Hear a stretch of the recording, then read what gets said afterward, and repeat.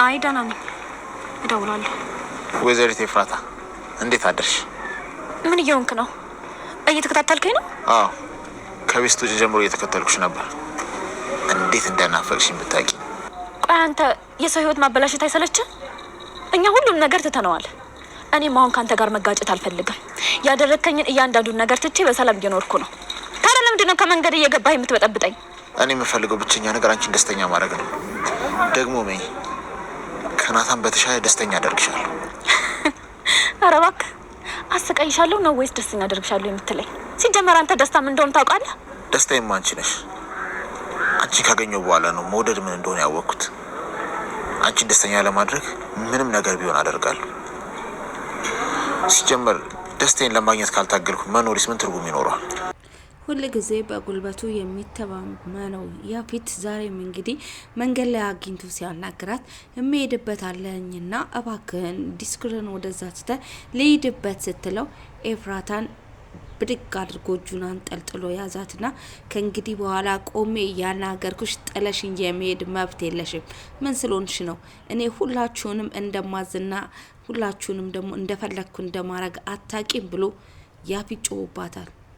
ከኢንስፔክተር ጋራ ቀጠሮ ያላት ኤፍራታ እንግዲህ ወጣለች ከቤት ማለት ነው።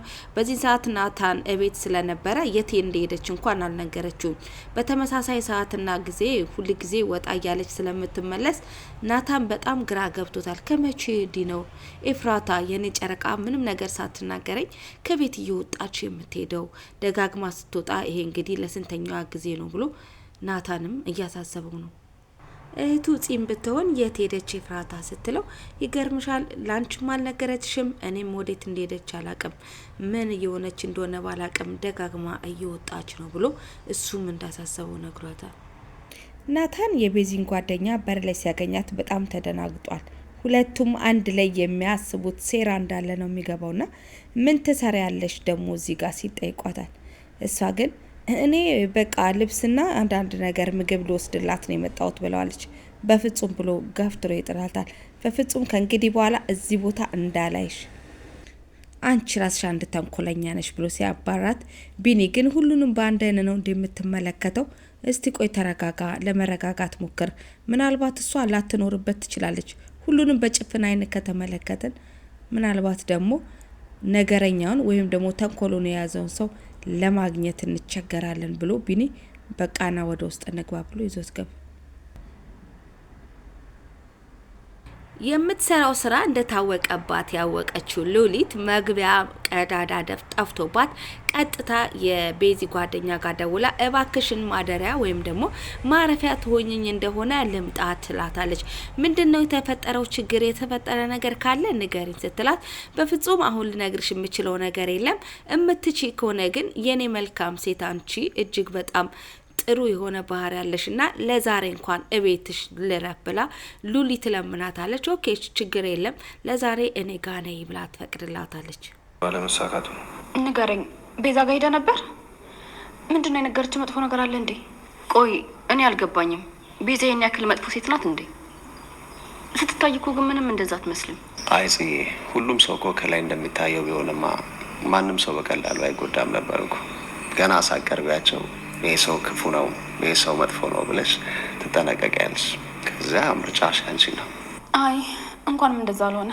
እንደዛ ከሆነ እኮ ማንም ሰው ከማንም ጋር መኖር አይችልም። እኔ ከልባቸውም ቀረቡኝ እያስመሰሉም ሰው አጠገቤ እንዲሆን እፈልጋለሁ። አብረው ሲጫወቱ ያስታወሰችው ነገር እንዳለና ልትነግራቸው እንደምትፈልግ ጽ የሆነ ነገር እንዳስታወሰች ትነግራቸዋለች። ምንድነው ያስታወሽው ጽ ነገርኝ ሲሏት ግን መልሳ ያስታወሰችውን ነገር መናገር ያቀታታል። በዚህ በጣም የተደናገጠችው ገኒ ናታንን ጠብቃ ለናታን ለመናገር ትወስናለች። ናታን አለች ገኒ። ናታን እኔ የማይባት ለውጥ አለ። አሁን ከሆነ ያስታወሰችውን ነገር መልሳ ለመናገር ሲቸግራትና ከአፏ ላይ ሲጠፋባት ይታያል ብላ ገኒ ለናታን ትነግሯለች። ይህንን ነገር እንዴት ልታስተውቻለች ሲላት ከዚህ በፊትም የሆነ ነገር አስታውሳ አንዴ ስሙኝ ካለች በኋላ ልናዳምጥ እኛ ሁላችንም ጠጋ ብለን ስንሞክር ወይኔ ጠፋብኝ ድጋሚ ለማስታወስ ሞክራለሁ ስላለች የአእምሮ ጭንቀት ውስጥ ሳትገባ አትቀርም ትሏለች። በብዙ ነገር እየተፈተነ ነገሮች ሁሉ ግራ እያጋቡት እንዲሁም እየሰለቹት ያለው ናታን ዛሁን ደግሞ ምንድነው የምትነግሩኝ? ነገር ሁሉ እኮ እያስጠላኝ መጣ። አሁንስ ግራ ገባኝ። ምን እንደመሆን ራሱ አላቅም።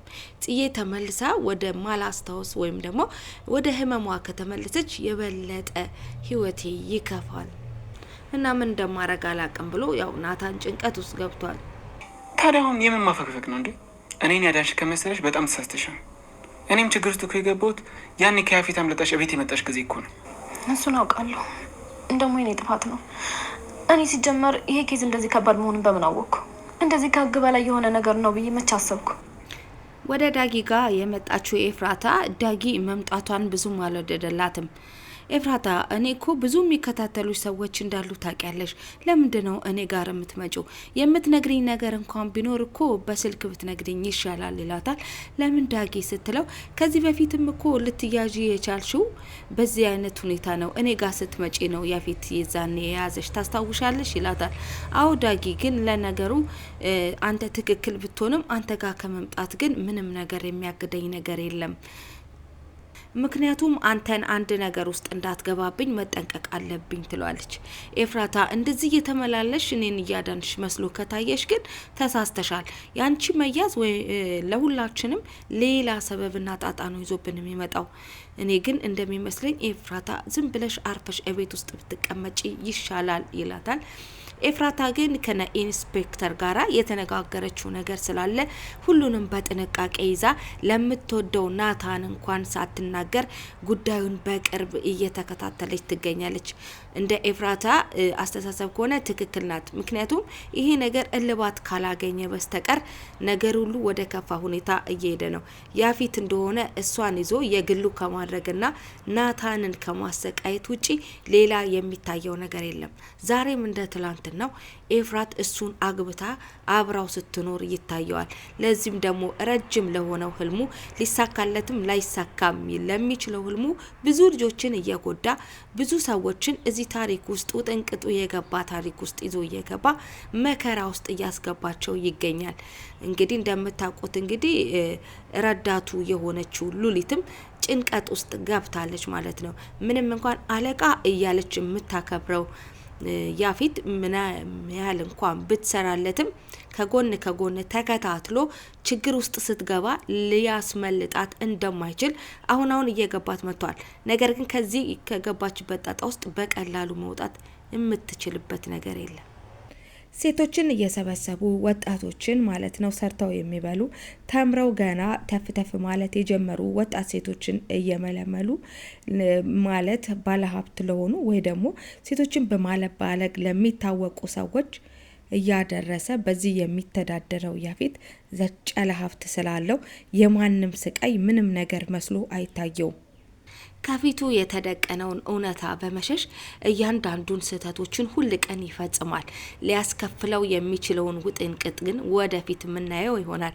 ይሄን ሁሉ ወጣት እየሰበሰበ አልባሌ ነገር ውስጥ እየከተተ በዚህ በሚጠቀመው ገንዘብ ዛሬ የፈለገውን መኪና ቢነዳና የሚፈልገውን ኑሮ ቢኖርም እውነት መቼስ መውጣቱ አይቀርምና የዛኔ ያፌት ምን ውስጥ እንደሚገባ አብረን የምንከታተለው ይሆናል።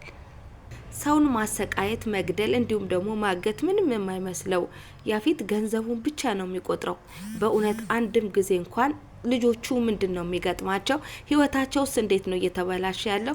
ቤተሰብስ ከነሱ ናቶ እንዴት ይሆናል ብሎ አንድም ደቂቃ አስቦላቸው አያውቅም።